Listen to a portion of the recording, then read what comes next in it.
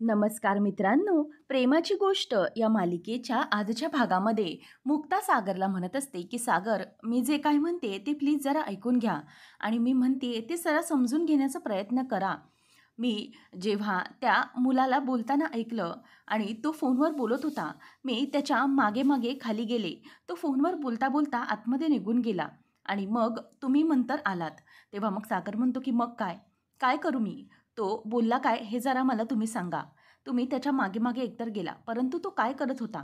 तेव्हा मग तो पेशंटशीच बोलायला गेला होता. मुक्ता म्हणते की नाही, सागर तो पेशंटशी बोलत नव्हता. त्याच्या आयुष्यात दुसरं कोणीतरी आहे कोमल व्यतिरिक्त. प्लीज तुम्ही समजून घेण्याचा प्रयत्न करा. आपल्या कोमलला तो फसवतोय. हे तुमच्या कसं लक्षात येत नाहीये? माझ्याकडे फक्त आता पुरावा नाहीये. तेव्हा मग आता सागर म्हणतो की हेच आहे. मुक्ता, असं कुठल्याही पुराव्याशिवाय कोणाही व्यक्तीवर असा गंभीर आरोप करणं हे अत्यंत चुकीचं आहे. तुम्हाला समजून घ्यावं लागेल. तुम्ही खूप चुकीचे विचार करताय. तेव्हा मग आता मुक्ता म्हणते की नाही सागर, मला माहिती आहे ना, मी त्याच्या पाठी जेव्हा गेले तेव्हा तो त्या मुलीशी बोलत होता आणि मला ते बोलणं नॉर्मल नाही वाटलं. तेव्हा मग सागर म्हणतो की बरं, मला आता सांगा की काय बोलत होता तो? तेव्हा मुक्ता म्हणते की तो सगळं बोलत होता की स्टॉप ऑल धिस आणि हे सगळं खूप चुकीचं आहे. मला फक्त आता ह्या गोष्टी करायच्यात ते करू दे. काळजी घे आणि मी तुला नक्कीच येऊन भेटेन आणि एकाच वेळेत हे सगळं करून घेणं अगदी बेटर असतं. असं सगळं काहीतरी तो बोलत होता. तेव्हा मग सागर म्हणतो की मग यात काय वावगं आहे? तो त्याच्या पेशंटबरोबर बोलत होता आणि तुम्ही तुमच्या पेशंटबरोबर बोलताना अशीच ट्रीटमेंट करताना, म्हणजे जर काही ट्रीटमेंट वगैरे करायची असेल तर ती एकदाच करून घ्यावी, बेटर असतं. असं काहीतरी तुम्ही समजवता. त्याचप्रकारे तो समजवत असेल, मग तुम्ही कशाला दुसरा चुकीचा विचार करताय? मुक्ता म्हणते की नाही सागर, चुकीचा विचार नाही आहे, मी तुम्हाला सांगण्याचा प्रयत्न करते. मला हे काहीतरी चुकीचं वाटतंय. तो नक्कीच आपल्या कोमलला फसवण्याचा प्रयत्न करतोय. परंतु माझ्या हातात आता पुरावे नाही आहेत. पण मी पुरावे शोधण्याचा नक्कीच प्रयत्न करेन. मी त्याच्या विरोधात पुरावे शोधणार म्हणजे शोधणारच, असं ती सागरला म्हणते. त्याच वेळेला सागर म्हणतो की बस, हेच आहे ना तुमचं? तुम्हाला पुरावे शोधण्यासाठीच प्रयत्न करणार. मग तुम्ही मागे पण तेच केलं. काय लागलं तुमच्या हाती? काहीच नाही लागलं ना. प्रत्येक वेळेला तुम्ही प्रयत्न करताय आणि फसताय. मागच्या वेळेलाही तुम्ही पुरावे शोधलेत आणि आत्ताही तुम्ही शोधण्याचा प्रयत्न कराल तर काय कराल? त्या मिहीरला हाताशी घ्याल आणि मिहीरला त्याच्या मागे मागे पाठवाल. त्याच्याकडून काही मिळतंय का चौकशी करून ते बघण्याचा प्रयत्न कराल आणि मग पुन्हा तेच तेच घडणार. काहीही हाताला लागणार नाही आणि मग सारखं सारखं हे सगळं करण्याची काय गरज आहे? मुक्ता, मला तरी असं वाटतंय ना की तुमच्या डोक्यामध्ये ना हे संशयाचं भूत शिरलंय आणि ते काही केल्या कमी होत नाहीये. कितीही काही केलं, त्याने कितीही स्वतःला प्रूव्ह करण्याचा प्रयत्न केला तरीही तुमच्या डोक्यातून त्याच्याबद्दलचा हा राग आणि हे संशय काही गेल्या जात नाहीये. मुक्ता, मला तरी वाटतंय ना की सगळं व्यवस्थित चालू असताना उगीचच तुमच्या डोक्यात नको त्या गोष्टी चालल्यात. तुम्हाला फक्त तुमचा मुद्दा सिद्ध करायचा आहे, बस. मुक्ता, तुम्हाला का कळत नाहीये? सगळं व्यवस्थित सुरू आहे आणि हे सगळं असं सुरू असताना तुम्हाला का या गोष्टी मध्ये मध्ये आणायच्यात? साखरपुडा झालाय आज आणि लग्नही होईल. कोमलचा विचार करा, तिच्या आयुष्याचा आणि आनंदाचा विचार करा. ती खुश आहे या सगळ्यामुळे, मग आपण उगीचच काय या सगळ्यामध्ये मोडता आणायचं आहे? मला कळतंय तुमचा हा जो काही हेतू आहे तो काही वाईट नाही आहे. तुम्हाला ही कोमलचं चांगलंच बघायचं आहे आणि कोमलबद्दल तुमची काळजी मला कळते. परंतु या सगळ्या गोष्टींचा इतका विचार करणं गरजेचं नाही आहे. सगळं चांगलं सुरू असताना तुम्ही उगीचच कशाला कुठल्याही गोष्टींमध्ये विचार करत बसलात? काही विचार करू नका. नाही, आता तर मला असं वाटतंय ना मुक्ता, की या सगळ्यामध्ये ना तो अभिषेक व्यवस्थित ठरतोय आणि तुम्ही चुकीच्या ठरताय. याच्यामुळे आता तुमचा इगो हर्ट होत चाललाय. त्याच्यामुळे तुम्ही काय करताय ना, तुम्ही स्वतःचा मुद्दा कसा सिद्ध करायचा आहे, कसा योग्य तो सिद्ध करायचा आहे, यासाठीच तुमचे प्रयत्न चालू आहेत. बाकी काही नाही, असंच मला वाटतंय. असं म्हणून आता सागर हा मुक्तावर खूप चिडलेला असतो आणि मग मुक्ता हे ऐकून खूप हर्ट होते आणि ती तिथून निघून चाललेली असते. सागर तिचा हात धरतो आणि म्हणतो की मुक्ता, 1 मिनिट थांबा. 1 मिनिट इथे उभ्या राहा. हे बघा, मला तुम्हाला हर्ट करण्याचा अजिबातच उद्देश नाही आहे. तुम्ही जे काही बोलताय ना ते मला अगदी समजतंय. परंतु प्लीज असा चुकीचा विचार करू नका. अहो, हे सगळं चांगलं सुरू आहे ना, सगळं होत आहे ना व्यवस्थित, मग नका चुकीचा विचार करू. प्रत्येक वेळेला हे असं तुम्ही काहीतरी शोधायला जाणार आणि पुन्हा तोंडगशी पडणार. कशाला हवं आहे हे सगळं? त्याच्यामुळे आता सगळं नीट आहे. घरात सगळं अगदी व्यवस्थित वातावरण सुरू आहे. सगळ्यांना अभिषेक आवडलाय, आपली कोमल खुश आहे. उद्या ती लग्न करून तिच्या घरी जाईल. सगळ्या गोष्टी खरंच खूप चांगल्या आहेत. म्हणूनच प्लीज तुम्ही आता कुठलाही चुकीचा विचार करू नका. मुक्ता, हे सगळे विचार तुमच्या मनातले आता तुम्ही थांबवा. कोणत्याही प्रकारचा वाईट विचार तुमच्या मनात आणून देऊ नका आणि हो, स्वतःची काळजी घ्या. इतके विचार करण्याची काही गरज नाही आहे. सगळं काही व्यवस्थित होते. तुम्ही फक्त तुमच्या मनातले विचार काढा. बघा, सगळं काही व्यवस्थित होऊन जाईल. कोमल आणि अभिषेकचं लग्नही व्यवस्थित होईल." असं म्हणून मुक्ताला समजावतच तो तिकडून निघून जातो. मुक्ताच्या डोळ्यात मात्र आता पाणी आलेलं असतं. काय करावं हे तिला काही कळत नाही. मुक्ता विचार करते की मी काय करू? मला खरंच समजत नाहीये. सागर बरोबर बोलतायत. माझ्या हातामध्ये काही पुरावा नाही आणि जोपर्यंत माझ्या हातात काही पुरावा नाही तोपर्यंत मी काहीही सिद्ध करू शकत नाही. एक मिनिट, माझ्याकडे त्या मुलीचा नंबर आहे आणि जर तो नंबर त्या मुलीचाच म्हणजे अभिषेकच्या बायकोचाच निघाला तर मग मला मात्र काहीतरी करता येईल. मला तरी असं वाटतंय की मला त्या मुलीला फोन लावला पाहिजे आणि फोन लावून तिच्याकडून माहिती घेतली पाहिजे. खरंच जर ती त्याची बायको असेल तर मग मोठा पुरावा माझ्या हाती सापडेल. स्वामी, मला मदत करा. खरंच माझा हेतू निखळ आहे. प्लीज मला मदत करा स्वामी, मार्ग दाखवा. असं म्हणून मुक्ता आता रडत असते. त्यानंतर इथे दुसऱ्या दिवशी मुक्ता सकाळी फ्रेश होते आणि विचार करते की तो जो बेबीचा नंबर आहे तो खरंच त्या अभिषेकच्या बायकोचा असेल तर मग मला चांगला काहीतरी पुरावा हाती लागेल. मला नक्कीच काहीतरी शोधावं लागेल. आणि हो, एक काम करते, मी हिला नंबर सेंड करते आणि या नंबरबद्दल सगळी इन्फॉर्मेशन काढायला सांगते. म्हणजेच कळेल की नक्की हा कोणाचा नंबर आहे. म्हणून आता मुक्ता ही मोबाईल घेते आणि मिहीरला टेक्स्ट मेसेज करत म्हणते की हे बघ मिहीर, हा नंबर आहे. जरा या नंबरचे सगळे डिटेल्स इन्फॉर्मेशन काढ आणि मला जरा रेफरन्स म्हणून पाठव. मग आता इथे सागर येतो आणि तो मुक्ताला धक्का मारतो आणि चावी तिला जराशी हाताला लावतो. तेव्हा मुक्ता म्हणते की सागर, हे काय आहे? काय चाललंय तुमचं? तेव्हा मग सागर म्हणतो की बदला घेतला मी. मुक्ता म्हणते की कसला बदला? कशाबद्दल बोलताय तुम्ही?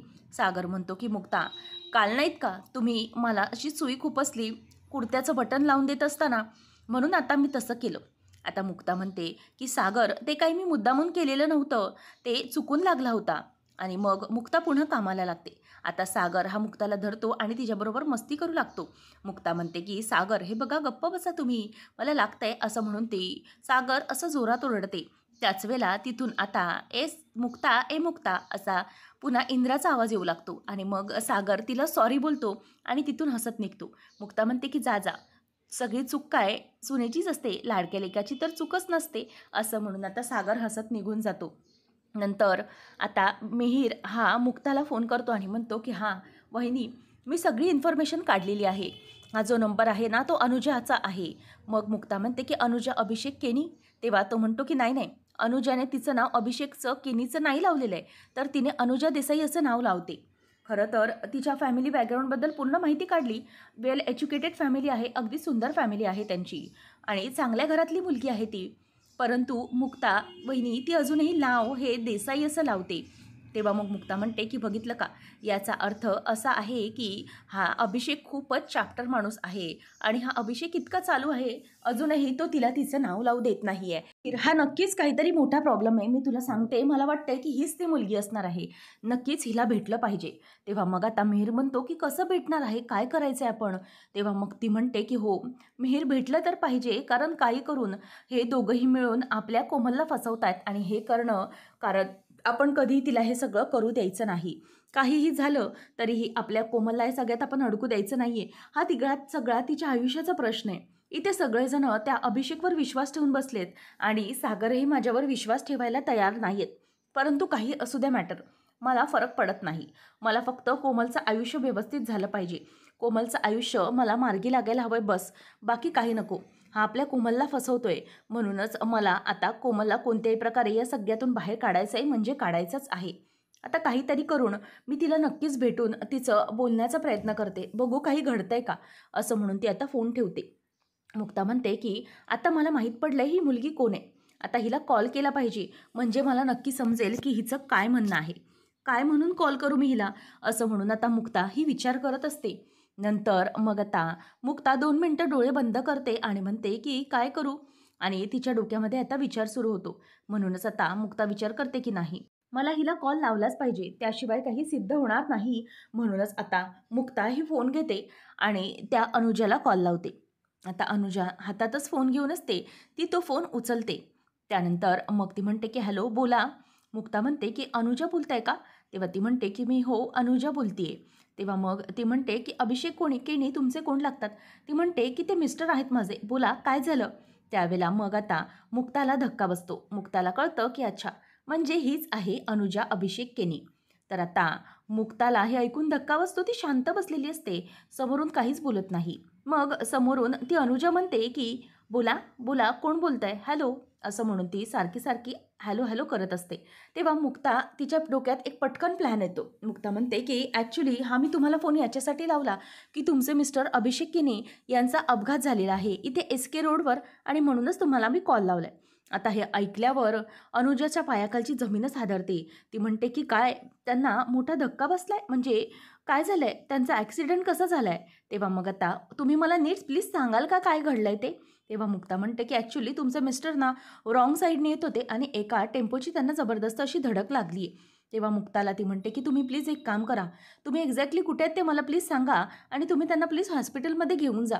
मुक्ता म्हणते की हो, आता आम्ही ॲम्ब्युलन्स बोलावलेली आहे, प्लीज तुम्ही या आता इथे, SK रोडवर आहे मी, असं म्हणून मुक्ता तिला यायला सांगते आणि फोन कट करते. त्याच वेळेला इथे आता हे ऐकल्यावर मुक्ता फोन ठेवल्यावर खूप अशी वाईट फील करते. मुक्ता म्हणते की सॉरी अनुजा, मला तुझ्याशी हे सगळं खोटं बोलावं लागलं की तुझ्या नवऱ्याचा अपघात झालाय, परंतु तुला बोलवण्यासाठी मला हे एकच कारण बरोबर भेटलं, म्हणूनच मी तुला बोलावलं, सॉरी, मला माफ कर, असं म्हणून ती आता स्वतःलाच वाईट वाटून घेत असते.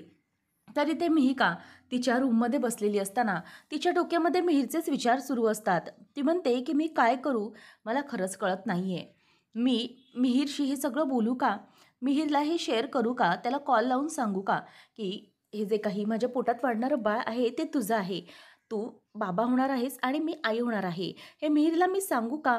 असा विचार इथे आता ती करत असते. नंतरच आता पुन्हा ती एकदा फोन बघते आणि फोन बघितल्यावर पुन्हा फोन ठेवून देते आणि म्हणते की नको, मिहीर माझ्यावर विश्वास ठेवेल का की तो पुन्हा मला काहीतरी बोलेल, माझ्या गोष्टींवर तो ऐकून घेईल का की माझ्यावर चिडेल, त्याला काय वाटेल मी कॉल केल्यावर, असं म्हणून इथे आता मिहिकाही विचार करत असते.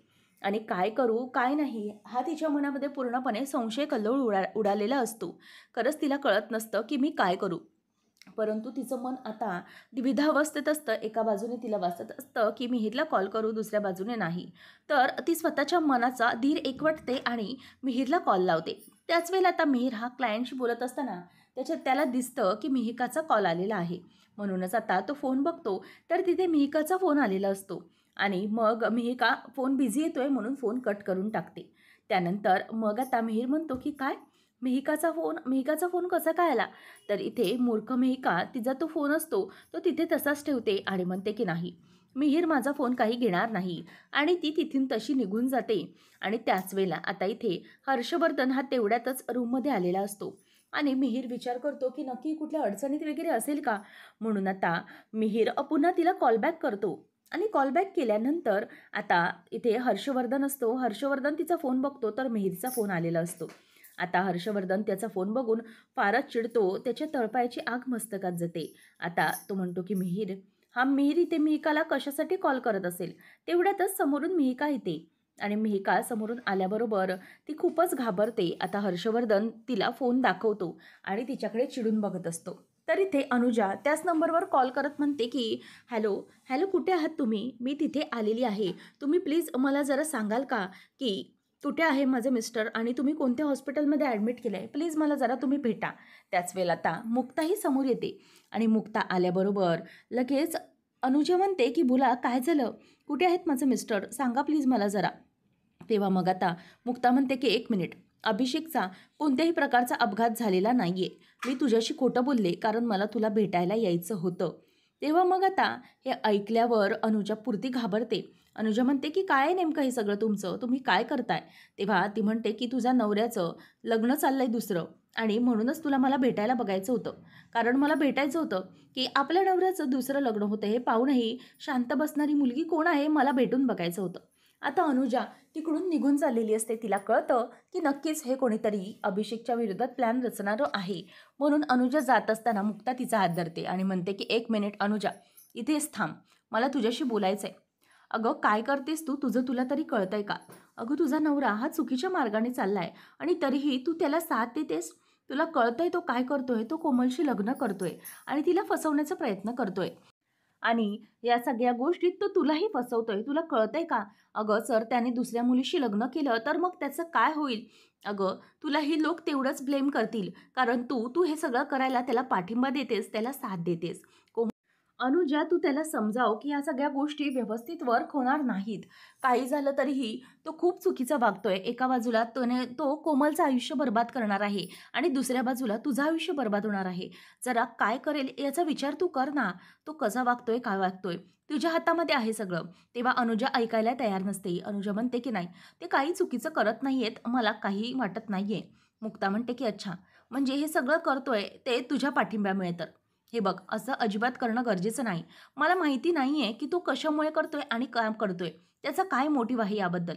परंतु आज माझी नणंद त्या जागेवर उभी आहे. उद्या दुसरी कोणी मुलगी असेल, परवा तिसरी, चौथी अशा अनेक मुली असतील. मग तू काय प्रत्येक मुलींना साथ देत बसणार आहेस का? प्रत्येक गोष्टीमध्ये त्याची साथ देणार आहेस का तू? अगं, जर आत्ताच तू त्याला रोखलं नाहीस, आत्ताच तू त्याला आळा घातला नाहीस, तर मात्र हे खूप कठीण होऊन बसेल, मी तुला सांगते. आणि दुसरी गोष्ट म्हणजे मला हे तरी कळतंय की तुझं त्याच्यावर खूप प्रेम आहे आणि मग आपली व्यक्ती चुकते तर तिला सुधारायला नको आहे का? अगं, जेव्हा अभिषेकचा अपघात झाला, त्याची भीती, त्याच्याबद्दलचं प्रेम तुझ्या डोळ्यात इथे मला येताना दिसलं. तू खूप घाबरलेलीस. मग तुझं त्याच्यावर खूप इतकं प्रेम असताना तू त्याला असं दुसऱ्या मुलीबरोबर लग्न कशाला करायला देऊ शकतेस? आणि या सगळ्या गोष्टी का घडवून आणतेस तू? हे बघ, जर असं केलं त्याने, तर तुला भीती वाटते की तू जर आमच्या घरी येऊन केवळ सांगितलंस तर तो चिडेल. का चिडेल? जर त्याचंही तुझ्यावर तितकंच प्रेम असेल तर ते समजून घेईल तुला. त्याला कळेल की तुझ्या सगळ्या गोष्टी करतेस, तू त्यांच्या संसारासाठी करतेस, त्याच्यासाठी करतेस. तर मग तो तुझ्यावर चिडण्याचं कारणच नाही आहे. म्हणून तुला फक्त आता एकच करायचं आहे. तुला हे सगळं गोष्ट खरी-खरी सांगायची की अभिषेकची तू बायको आहेस, आमच्या घरी येऊन तुला हे सगळं सांगावं लागेल. तेव्हा अनुजा म्हणते की नाही, मी हे सगळं नाही करू शकत. मुक्ता म्हणते की नाही, तुला करावं लागेल अनुजा. तुला तुझ्या प्रेमासाठी लढावं लागेल. अगं, बायको आहेस ना त्याची, मग त्याला व्यवस्थित मार्गावर आणणं हे तुझं कर्तव्य आहे. आणि हो, तू जर येऊन सांगितलंस तर तुझा संसार वाचेल, नाहीतर तुझा संसार वाचणार नाही. बघ, तुला काय वाटतंय तो तुझा डिसिजन आहे आणि उद्या पूर्णपणे त्याचं आयुष्य बरबाद होऊ शकतं, सोबत तुझंही. कारण मी तर उद्या जाऊन पोलीस कंप्लेंट करेल. याने आमच्या कुटुंबाला फसवलंय म्हणून. आमच्या कुटुंबाशी गोड गोड वागतोय. अगं, त्यांना असं दाखवतोय की तू बॅचलर आहे, परंतु तो नाही आहे. आणि जर उद्या पोलीस कंप्लेंट केली तर त्याच्या आयुष्याबरोबर तुझंही आयुष्य बरबाद होणार आहे. आणि मी ती केलीही असती, परंतु मी तुझा विचार केला. कारण तू चांगली मुलगी आहेस. अगं, शिकली सवरलेली मुलगी आहेस. चांगला बॅकग्राऊंड दिसतोय तुझा. मग या सगळ्या गोष्टी तुला थांबवण्याची अत्यंत गरज आहे. म्हणून मी तुला सांगते, तुझा संसार वाचावा, तुझ्या आयुष्यात काहीही प्रॉब्लेम येऊ नये. म्हणूनच मी तुला रिक्वेस्ट करते की तू आमच्या घरी ये आणि तुझं आणि अभिषेकच्या लग्नाचं सत्य सगळ्यांसमोर रिव्हील कर. हे बघ, आज जर तू नाही थांबलीस तर मग उद्या मात्र तुला खूप कठीण पडणार आहे. आता मी तुला समजावण्याचा सगळा प्रयत्न केला. त्याचं आयुष्य तर बरबाद होईल, सोबत तुझंही. मग मी त्यावेळेला विचार करणार नाही. आता मी तुला येऊन भेटले कारण मला तुला भेटणं अत्यंत गरजेचं वाटलं. कारण तुला समजावणं हे मला बरोबर वाटत होतं. यावेळेला तू नक्कीच काहीतरी विचार करशील असं मला वाटतंय. बघ, आता निर्णय सर्वस्वी तुझा आहे. तुझ्या हातामध्ये आहे सगळं. काय करायचं काय नाही ते. आपल्या नवऱ्याला असंच खड्ड्यात ढकलायचंय की त्याला या सगळ्यातून खरं बोलून बाहेर काढायचंय. त्याला सत्याचा मार्ग दाखवायचा हे पूर्णपणे तुझ्या हातामध्ये आहे. आणि जर तू ते करशील तर तो सर्वस्वी तुझा निर्णय आहे. तुला काय करायचंय आणि काय नाही हा. बाकी बघ, बाकी सगळा तुझे डिसिजन आहे. कारण मी एकदा तुला सांगण्याचा प्रयत्न केला, परंतु पुन्हा पुन्हा मी हे सगळं सांगू शकत नाही. तुझा डिसिजन असं म्हणून मुक्ता आता तिथून निघत असते. त्याच वेळेला आता हर्षवर्धन हा मिहिकावर चिडतो आणि म्हणतो की मिहिका, हे सगळं काय सुरू आहे? नाही म्हणजे हा मिहिरचा कॉल तुला कशाला येतोय? तो तुला कशाला फोन करायला प्रयत्न करतोय? नक्कीच पुन्हा काहीतरी आहे की तू त्याला कॉल केलायस म्हणून तो तुला कॉल बॅक करतोय. नक्की काय हे सगळं मिहिका? असं म्हणून तो तिच्यावर चिडतो.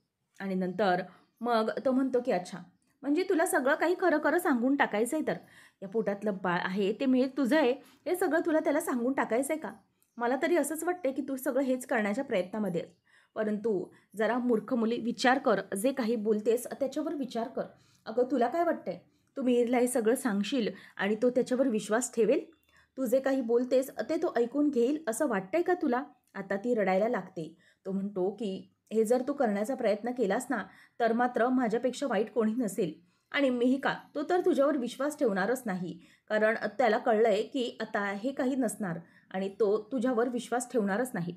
आणि तू देखील त्याला हे सगळं सांगून कशाला उगीच त्याची बदनामी करतेस? चार चौघामध्ये त्याची बदनामी होईल. आणि मिहिकाने लग्न केलं दुसऱ्याशीच आणि मूल दुसऱ्याचंच आहे. हे सगळं जर लोकांना कळलं तर तुझी बदनामी होईलच, त्याबरोबर त्याची बदनामी होईल. कशाला उगाच त्याचं आयुष्य धोक्यात टाकते? असं म्हणून तो तिथून निघून जातो. जरा मूर्ख विचार कर, असंही तो तिला बोलतो. तर इथे मात्र अभिषेक लग्नाची तयारी करायला आलेला असतो. तो म्हणतो की बघा, हे सगळं असं आपण लुक केलं ना तर ते एलिगंट वाटेल. तेव्हा मग हे ऐकल्यावर इंद्रा म्हणते की एलिफंट म्हणजे हत्ती ठेवायचं आहे का लग्नात? तेव्हा अभिषेक बघतच राहतो. ती म्हणते की तसं नाही, म्हणजे हत्ती लग्नात कसं, तुम्ही घोड्यावरून नाही का येणार? तेव्हा मग आता स्वाती म्हणते की आई अगं एलिगंट एलिगंट म्हणाले ते. मग कोमल म्हणते की शानदार. तेव्हा स्वाती म्हणते की हो शानदार असं म्हणायचं आहे. तेव्हा नंतर तो म्हणतो की बघा इथे दादा बॅक साईडला ना आपण असे लिलीचं डेकोरेशन ठेवूया. तेव्हा मग आता इंद्रा पुन्हा म्हणते की लिली लिली पण येणार आहे का लग्नात? तेव्हा स्वाती म्हणते की अगं मम्मी, लिली म्हणजे एक प्रकारचं फूल असतं, ते फूल आहे ना ते लग्नामध्ये ठेवणार आहे. तेव्हा मग अभिषेक आता हसायला लागतो आणि म्हणतो की हो, असं सगळं आपल्याला करायचं आहे आणि हे असं डेकोरेशन आहे ना अगदी मस्त दिसेल कमाल. असं म्हटल्यावर आता मुक्ता येते आणि मुक्ता म्हणते की अभिषेक केनी, ओ सॉरी डॉक्टर अभिषेक केनी, जरा एकदा बघा तुम्हाला कोण भेटायला आलंय ते. आता मुक्ता ही समोर त्याच्या असते आणि सागर आणि पुन्हा सगळे मुक्ताकडे अगदी घाबरायच्या नजरेने बघतात. कारण मुक्ता कोणत्याही प्रकारचा खुलासा करणार असते. त्याच वेळेला मुक्ता ते सगळं करायला पुन्हा सुरुवातीला ठामपणे तयार झालेली असते. आणि त्यानंतर मग आता मुक्ता म्हणते की ये. तेव्हा मग आता अनुजाची इथे एंट्री झालेली असते. सावनी आता प्रचंड घाबरते, नक्की मुक्ता कोणाला आणते. आणि मुक्ता म्हणते की अगं ये ग ये, घाबरू नकोस अजिबात, काही काळजी करण्याची गरज नाही. असं म्हणून आता ती अनुजाला सर्वांसमोर उभं करते आणि मग आता सगळेजण बघतच राहतात. त्याच वेळेला अभिषेक आता अनुजाला बघितल्यावर ताडकन उठून उभा राहतो आणि मग तो तिथून येत असतो. मुक्ता ही त्यांच्याकडे बघतच राहते आणि त्याच वेळेला आता इथे अभिषेक हा धावत पळत अगदी अनुजासमोर येऊन उभा राहिलेला असतो. आणि नंतर मग अभिषेक म्हणतो की तू तू इथे काय करत आहेस, तू इथे कशी काय आलीस? त्यावेळेला मग आता ती म्हणायला लागते की अभिषेक मला ह्या घेऊन आलाय तिथे, मुक्ता यांच्याबरोबर मी इथे आलेली आहे. तेव्हा मग आता हे ऐकल्यानंतर अभिषेकला जबरदस्त मोठा धक्का बसतो. तू इथे का आलीस असं विचारल्यावर ती म्हणते की मला सगळ्यांसमोर आता जे काय आहे ते सांगायचं आहे आणि म्हणूनच मी इथे आलेली आहे. त्याच वेळेला मग सगळेजण जमा झालेले असतात. सावनी तर पुरतीच घाबरलेली असते.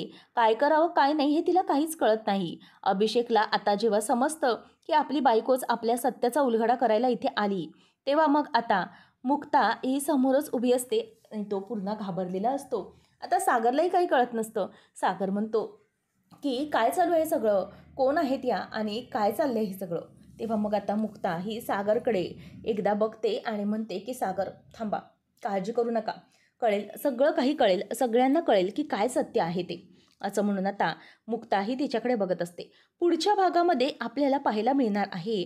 मुक्ता म्हणते की अगं मुली आता तरी बोल, काय खरं आहे काय सत्य आहे ते आता तरी सगळ्यांसमोर आण, नाहीतर खूप उशीर होईल. तेव्हा मग आता मुक्तासमोर अनुजा असते आणि अनुजा म्हणते की हो सांगते, मी सगळ्यांना सत्य सांगते. तेव्हा मग आता सावनी घाबरलेली असते. सावनी म्हणते की झाली आता माझी सगळी वाट लागली, आता मीही पकडली जाणार. आता ती म्हणायला लागते की हो मी अनुजा आहे, मी अनुजा अभिषेक केनी आहे, अनुजा अभिषेक केनी या डॉक्टर अभिषेक केनी याची बायको. असं म्हटल्यावर मात्र इथे सगळ्यांना धक्का बसतो. ती म्हणते की हो माझं याच्याशी लग्न झालेलं आहे, आम्ही दोघं नवरा बायको आहोत. असं म्हणून आता ती म्हणते की मी अनुजा अभिषेक केनी आहे, अनुजा देसाई नाही. असं म्हटल्यावर आता सगळ्या जणांना इथे धक्का बसतो. सागरच्याही पायाखालची जमीन हादरते. फायनली मुक्ताने जे काही सांगितलंय ते खरं आहे हे सगळ्यांच्या लक्षात येतं. तर इथे कोमलही जबरदस्त धक्का बसून तिथल्या तिथे उभी राहते. काय बोलावं तिला काहीच सुचत नाही. तर दुसऱ्या क्षणाला इथे कोमल ही अगदी कपाळमोक्ष झाल्यासारखी खाली पडायला लागते आणि त्याच वेळेला तिला जराशी चक्करसारखी होते आणि इंद्रा आणि स्वाती दोघंजणही तिला धरतात आणि थांबवतात. तर इकडे सावनी म्हणते की हे काय आहे आणि ती आता तिथून अक्षरशः पळण्याचाच प्रयत्न करते.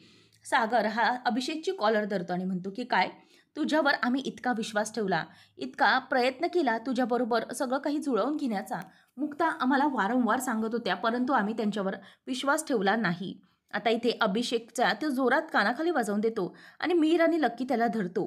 त्याच वेळेला मग आता इथे ती जोरातच ओरडते आणि म्हणते की थांबा, एक मिनिट थांबा, मला पुढे बोलू द्या, मी पुढे सांगते ते ऐका. मी अभिषेकची बायको आहे असं मला खोटं बोलायला सांगितलं होतं. आता मात्र सावनीच्या जीवात जीव आलेला असतो.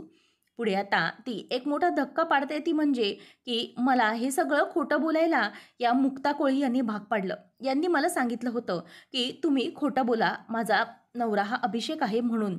असं म्हटल्यावर आता इथे बिचारी मुक्ता पुन्हा एकदा तोंडघशी पडते.